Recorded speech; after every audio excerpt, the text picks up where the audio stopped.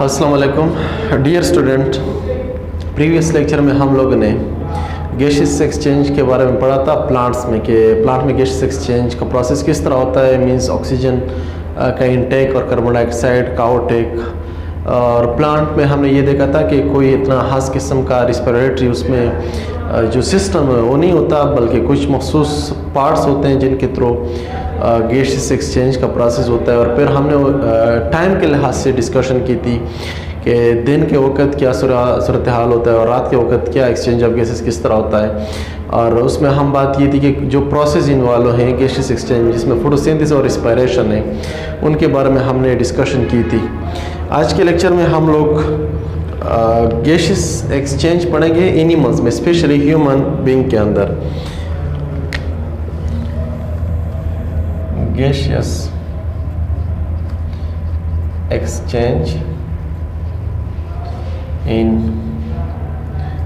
Animals. अच्छा, यहाँ पे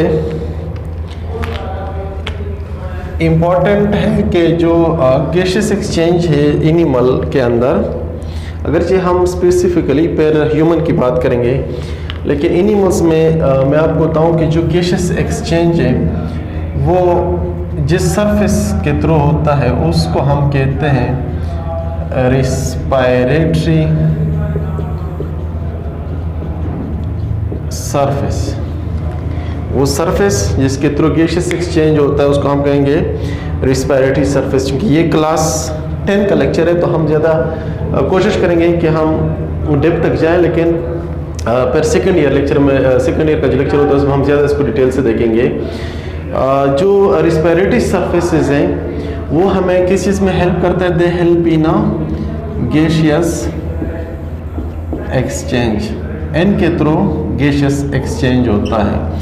गैसियस एक्सचेंज का मतलब ये है कि यहाँ पे दो गैसेस का एक्सचेंज होगा, कार्बन डाइऑक्साइड और दूसरा ऑक्सीजन। कार्बन डाइऑक्साइड इनसाइड आएगा और कार्बन डाइऑक्साइड बाहर जाएगा। कौन से सरफेस के थ्रू? रिस्पिरेटरी सरफेसेस के थ्रू। इस रिस्पिरेटरी सरफेसेस के कुछ प्रॉपर्टीज होते हैं, प्रॉपर्टीज ऑफ रिस्पिरेटरी सरफेसेस।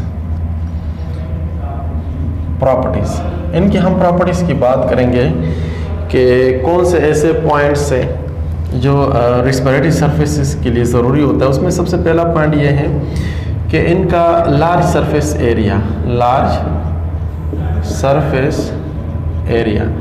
इसका मतलब ये है कि जितनी रिस्पिरेटरी का जो सरफेस है, जो भी सरफेस, चाहे ये लंग्स का आप कंसीडर कर ले, बकल कैविटी कंसीडर कर लें या गिल्स कंसीडर कर लें, जो भी रिस्पिरेटरी सरफेस स्किन होगा, तो उनकी हम देखेंगे कि जितनी उसकी ज़्यादा सरफेस एरिया होगा उतना ही ज़्यादा उसके थ्रू एक्सचेंज ऑफ गैसेस होगा। जितना ज़्यादा सरफेस एरिया होगा उतना ही ज़्यादा इनके थ्रू एक्सचेंज ऑफ गैसेस होगा। तो सरफेस एरिया इसके लिए इम्पॉर्टेंट, ये हमारे पास होगा फर्स्ट पॉइंट। ठीक है। दूसरा जो हम पॉइंट है रिस्पिरेटरी सरफेसेस के लिए वो है कि इनका ये तीन होना, जितने ये तीन होंगे, तीन मीन्स जितने ये नैरो होंगे उतना ही आसानी से इनके थ्रू एक्सचेंज ऑफ गैसेस होगा। यानी इनका जो तीन मीन्स डायमीटर अगर हम इसकी कंसीडर कर लें तो तकरीबन ये 1 मिलीमीटर से भी लेस, 1 मिलीमीटर या उससे लेस होनी चाहिए। 1 मिलीमीटर 1 और लेस, जितना ये तीन होगा उतना ही आसानी से इनके थ्रू गैसेस एक्सचेंज होगा। यानी इसका मेम्ब्रेन तीन होना चाहिए ताकि इसके ज़रिए जो गैसेस है वो आसानी से डिफ्यूजन के ज़रिए गैसेस का एक्सचेंज हो सके। तो मेम्ब्रेन की हमने बात की। तीसरी इसकी जो अहम प्रॉपर्टी है उसमें हम कंसीडर करते हैं कि इनकी इसमें ब्लड सप्लाई इनकी बेहतरीन होनी चाहिए। जितनी ज़्यादा गुड ब्लड सप्लाई होगा उतना ही आसानी से जो गैसेस एक्सचेंज होगा वो इतनी आसानी से, फॉर एग्जांपल एक रिस्पिरेटरी सरफेस है तो जितनी ज़्यादा ब्लड कैपिलरीज होंगी उतनी ही ज़्यादा जो गैसेस होंगे वो ब्लड से बाहर हो जाएंगे और बाहर से ऐसे कैपिलरीज के अंदर आएंगे। तो ब्लड सप्लाई की हमने बात की। फिर नेक्स्ट जो इम्पॉर्टेंट है वो है कि इनका जो वेंटिलेशन सिस्टम हो, गुड वेंटिलेशन सिस्टम, वेंटिलेशन इसको कहेंगे। हम रूम की कंडीशन में भी इसकी बात करेंगे कि हम कह देंगे दरवाजे और खिड़की हम खोल देते हैं ताकि जो हवा है फ्रेश एयर हम कहते हैं जिसमें एक्सेस ऑक्सीजन हो। फ्रेश एयर में एक्सेस ऑफ ऑक्सीजन होता है, तो हम खिड़कियाँ और दरवाजे इसलिए खोलते हैं ताकि फ्रेश एयर अंदर आ सके। तो वेंटिलेशन का मतलब ये है कि इनमें कोई रुकावट नहीं होना चाहिए ताकि जो गैसेस अंदर आ सके वो आसानी से आ सके, और जो गैसेस यानी कार्बन डाइऑक्साइड बाहर को रिलीज हो वो आसानी से बाहर हो सके। इसको हम कहेंगे वेंटिलेशन, यानी एयर का इनसाइड मूव होना और फिर बाहर को जाना। अच्छा, इस बेस पे जो रिस्पायरेशन है इनकी कुछ टाइप्स होते हैं। Types of respiration on the basis of types of respiration on the basis of respiratory surface, on the basis of respiratory surfaces। जो respiratory surfaces की हमने बात की, इस बेस पे respiration की टाइप्स हैं। फर्स्ट में एक को हम कहते हैं cutaneous respiration. Cutaneous respiration skin के जरिए होता है। स्किन के जरिए जो रिस्पायरेशन होता है उसको हम कहेंगे क्यूटेनियस रिस्पायरेशन, और ये हम फ्रॉग में देख सकते हैं, इन केस ऑफ फ्रॉग। और दूसरा जो रिस्पायरेशन की टाइप है उसको हम कहेंगे पल्मोनरी रिस्पायरेशन। पल्मोनरी रिस्पायरेशन में जो रिस्पायरेटरी सरफेस होगा वो होता है लंग्स। जो मोस्टली हमारे जो टेरेस्ट्रियल ऑर्गेनिज्म है उसमें लंग्स या पल्मोनरी रिस्पायरेशन एक्सेलेंट वे होता है एक्सचेंज ऑफ गैसेस के लिए। तीसरा होता है बकल रिस्पायरेशन।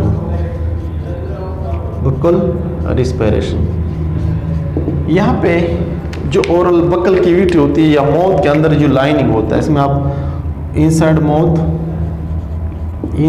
माउथ की कैविटी जिसको आप बकल कैविटी कहते हैं, बकल कैविटी, वो यूज़ होती हैं उनकी membrane for exchange of gases use होते हैं। और ये भी इन केस ऑफ फ्रॉग ये प्रोसेस होता है। जो चौथा रिस्पायरेटरी सरफेस है एक्वेटिक हैबिटेट के लिए वो है ब्रेंकियल रिस्पिरेशन। ब्रेंकियल रिस्पिरेशन होता है गिल्स के जरिए। गिल्स हम फिश में देख सकते हैं। जो फिश होता है, फिश की यहाँ पे एक स्ट्रक्चर होता है, इसको हम कहते हैं गिल्स।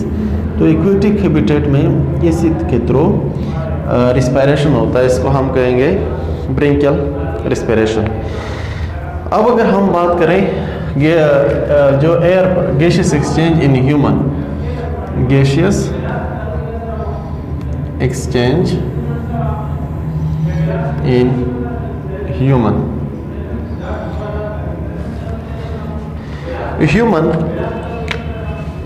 टेरेस्ट्रियल ऑर्गेनिज्म है। ह्यूमन क्या है? Human is terrestrial organism. ये टेरेस्ट्रियल हैबिटेट में होता है, टेरेस्ट्रियल हैबिटेट। इंसान टेरेस्ट्रियल हैबिटेट में रहता है, तो इसके लिए जो रिस्पायरेटरी सरफेस यूज होगा, रिस्पायरेटरी सरफेस जो यहाँ पे यूज होता है वो कौन सा यूज होता है? वो लंग्स यानी पल्मोनरी रिस्पिरेशन यूज होगा। अच्छा, यहाँ पे एक चीज़ इंपॉर्टेंट ये भी है कि फ्रॉग में तीनों तरह से रिस्पायरेशन होता है। क्यूटेनियस भी होता है, पल्मोनरी भी होता है और बकल रिस्पायरेशन भी होता है।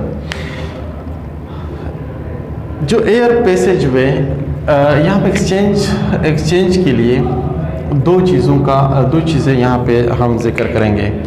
ह्यूमन में जो गैसेस एक्सचेंज होता है उनके लिए हम एक एयर पैसेज वे की बात करेंगे। एयर पैसेज वे और दूसरा हम लंग्स की बात करेंगे।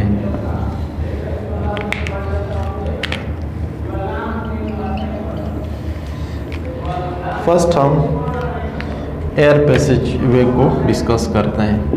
एयर पैसेज वे, यहाँ पे लफ्ज़ इस्तेमाल हुआ है पैसेज। पैसेज कहते हैं जिसके थ्रू कोई चीज़ पास हो सके, पास होना। पैसेज वे ऐसा रास्ता जिसके ज़रिए कोई चीज़ पास हो सके, उसका हम कहेंगे पैसेज वे। लेकिन यहाँ पैसेज वे का रेफरेंस हम विद रिस्पेक्ट टू गैसेज लेंगे या एयर लेंगे, जहाँ जिसके थ्रू एयर पास हो सके, इनसाइड आ सके और बाहर को जा सके, तो उस पैसेज वे को हम कहेंगे एयर पैसेज वे। और it will be like pipe नुमा स्ट्रक्चर होगा। अगर हम ओवरऑल इसमें जो सिस्टम इन्वॉल्व होगा एयर पैसेज वे में, उस सिस्टम को हम कहते हैं रिस्पायरेटरी सिस्टम। और पूरा रिस्पायरेटरी सिस्टम जो ह्यूमंस के अंदर, जो ह्यूमन का जो रिस्पायरेटरी सिस्टम है, उनके पार्ट्स होते हैं। और ये पार्ट्स शुरू होते हैं नोज, उसके बाद फेरेंक्स, फिर लेरिंग्स, लेरिंग्स के बाद ट्रेकिया, ट्रेकिया के बाद ब्रोंके या ब्रोंकाई, फिर ब्रोंकियोल और फिर अल्यूलाई। सिंगल को हम अल्यूलस कहेंगे। तो ये पूरे पार्ट से ह्यूमन के रिस्पायरेटरी सिस्टम का फिर हम इसका डायग्राम स्ट्रक्चर के साथ फिर इसको हम डिस्कस करेंगे। लेकिन अगर हम एयर पैसेज की बात करें तो एयर पैसेज में हम इनके जो पार्ट्स इंक्लूड करेंगे, पार्ट्स फॉर एयर पैसेज, जो एयर पैसेज है उनकी अगर हम बात करेंगे तो ये तो पूरे इनकी जो सिस्टम है हमने उनकी बात की। जब हम सिर्फ पार्ट्स की बात करेंगे तो इसमें हम नॉस्ट्रिल की बात करेंगे, नॉस्ट्रिल के बाद नेजल कैविटी, नेजल कैविटी के बाद फिर आगे वहीं फेरेंक्स, फिर लेरिंग्स, फिर ट्रेकिया, ट्रेकिया के बाद ब्रोंकाई और फिर ब्रोंकियोल्स। यहाँ पे हम ब्रोंकियोल्स तक आएंगे क्योंकि हमने एयर पैसेज की बात की, पाइप नुमा स्ट्रक्चर की बात की। तो यहाँ पे हम नॉस्ट्रिल, नेजल कैविटी, आगे हम जाएंगे अल्यूलाई तक हम नहीं आएंगे क्योंकि अल्यूलाई इज डक्ट, और अल्यूलाई कोई इस तरह पाइप नुमा ओपन स्ट्रक्चर नहीं होता, वो डक्ट नुमा स्ट्रक्चर होता है। और डक्ट नुमा स्ट्रक्चर हम उसको कहते हैं जो एक साइड से ओपन होता है और इस तरफ से ये क्या होता है, क्लोज होता है। और हम जिस पैसेज की बात कर रहे हैं, हम उस पैसेज की बात कर रहे हैं जो ओपन होता है दोनों साइड से, जहाँ पे एयर पास हो सके। तो वो नॉस्ट्रिल, नेजल कैविटी और pharynx, larynx, trachea, bronchi, bronchioles तक हम लेके आएंगे। फर्स्ट जो इसका पार्ट है वो है नोज़। नोज़ में यानी हम इसकी नॉस्ट्रिल की बात करेंगे।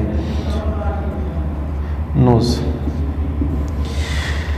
nose only external part, it is the only external plus visible part। ये रिस्पायरेटरी सिस्टम का सिर्फ और सिर्फ वो पार्ट है जो हमें नज़र आता है, नोज़। और ये एक्सटर्नल यानी विजिबल पार्ट होता है। इसकी जो शेप होता है, नोज़ की जो शेप, वो डिपेंड करता है इनकी बोन के ऊपर।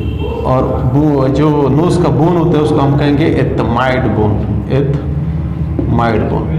जिस तरह एथमाइड बोन का शेप होगा, जो साइज़ होगा उसके मुताबिक नोज़ की भी इसका जो शेप होगा वो इस एथमाइड बोन के ऊपर डिपेंड करता है। इस बोन के साथ साथ नोज़ में कार्टिलेज भी मिलेगा आपको, प्लस जो फैटी टिश्यूज़ हैं, फैटी एसिड की टिश्यू भी आपको, कुछ फाइब्रो कार्टिलेज वगैरह। नोज़ के जो पार्ट्स हैं उसमें एक है नॉस्ट्रिल्स और दूसरा है नेजल कैविटी। नॉस्ट्रिल की पैर मौजूद होती हैं 2 नंबर, यानी ये पैर की शक्ल में होगा। और ओपनिंग, ये ओपनिंग है, ओपनिंग नोज़ की ओपनिंग को हम कहते हैं नॉस्ट्रिल। अगर हम फंक्शन के लिहाज से देखें तो नॉस्ट्रिल का ये फंक्शन है कि ये एयर को इनसाइड लेके आता है, एयर को इनसाइड लेके आना और फिर इसके थ्रू एयर बाहर को जाना। ये नॉस्ट्रिल के ऊपर होगा, यानी फर्स्ट पार्ट होगा। ये फर्स्ट पार्ट होता है एयर की मूवमेंट के लिए, फर्स्ट पार्ट। फिर हम नेजल कैविटी की बात करें, दिस इज़ द कैविटी। जो नॉस्ट्रिल है वो ओपन होते हैं नेजल कैविटी के अंदर, और नेजल कैविटी में म्यूकस मेम्ब्रेन मौजूद होता है, म्यूकस मेम्ब्रेन, और इट सिक्रेट म्यूकस, ये म्यूकस को सिक्रेट करता है। और म्यूकस क्या होता है? It is a sticky fluid. ये क्या होता है? स्टिकी फ्लूइड होता है। फिर यहाँ पे हेयर भी मौजूद होते हैं, ठीक है, और ब्लड कैपिलरीज भी मौजूद होते हैं, ब्लड कैपिलरीज। अगर हम फंक्शन की बात करें, फंक्शन तो 3 मेन फंक्शन है नोज़ की।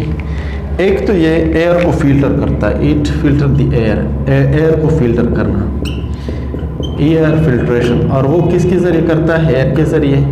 जो डस्ट पार्टिकल होते हैं वो एयर के अंदर ट्रैप होते हैं, हेयर के अंदर ट्रैप होते हैं। दूसरा इसमें म्यूकस मेम्ब्रेन से जो म्यूकस रिलीज होता है, क्योंकि वो स्टिकी होता है, कोई भी माइक्रोब्स वगैरह यहाँ पे अटैच हो जाते हैं। और तीसरा इंपॉर्टेंट कि ये एयर को वार्म करता है, air it keep air warm, तकरीबन 30 डिग्री तक एयर को गर्म रखता है, क्योंकि बाहर से हवा आती है तो वो गर्म ठंडी होती है, तो उसको बॉडी टेम्परेचर के करीब करीब लाना, यानी एयर को वार्म करना तकरीबन 30 डिग्री तक। ये भी इनसाइड दी नोज़ होता है। तो हवा का साफ़ होना, फिल्टर होना, और म्यूकस मेम्ब्रेन में भी जो माइक्रोब्स होते हैं वो यहाँ पे अटैच होते हैं। और तीसरी बात कुछ एयर को गर्म करना। और एयर किस तरह गर्म होती है कि जो नोज़ के अंदर जो ब्लड कैपिलरीज होती है, ब्लड कैपिलरीज का काम ये होता है कि वो एयर को वार्म अप रखता है, ताकि जो बॉडी के मुताबिक एयर एडजस्ट हो सके। यहाँ तक हमने एयर इसकी नोज़ की बात की। फिर नेक्स्ट हम फिर फेरिंग्स की तरफ आएंगे, और पार्ट बाय पार्ट, और साथ साथ फिर हम एक कंप्लीट डायग्राम बनाएंगे, और उसमें फिर हम जितना पढ़ेंगे उस डायग्राम में हम कंप्लीट इस चीज़ को दोबारा डिस्कस करेंगे। यहाँ पे एक चीज़ ये भी इम्पॉर्टेंट है कि हमें मौत के ज़रिए एयर नहीं लेना चाहिए, नोज़ के ज़रिए लेना चाहिए, क्योंकि नोज़ के अंदर जो एयर का फिल्टर होना और साथ साथ जो एयर का वार्म अप होना वो तो हो सकता है मौत में भी, लेकिन जो एक्चुअल एयर को जरासीम से फ्री होना और साथ साथ डस्ट वगैरह से फ्री होना वो नोज़ का काम होता है। तो इसलिए कोशिश करनी चाहिए कि जो एयर है वो हम नोज़ के ज़रिए ले लेने के, मौत के ज़रिए। Thank you so much. आज के लिए इतना काफ़ी है, और फिर नेक्स्ट लेक्चर में हम इसके बाकी पार्ट्स पढ़ेंगे।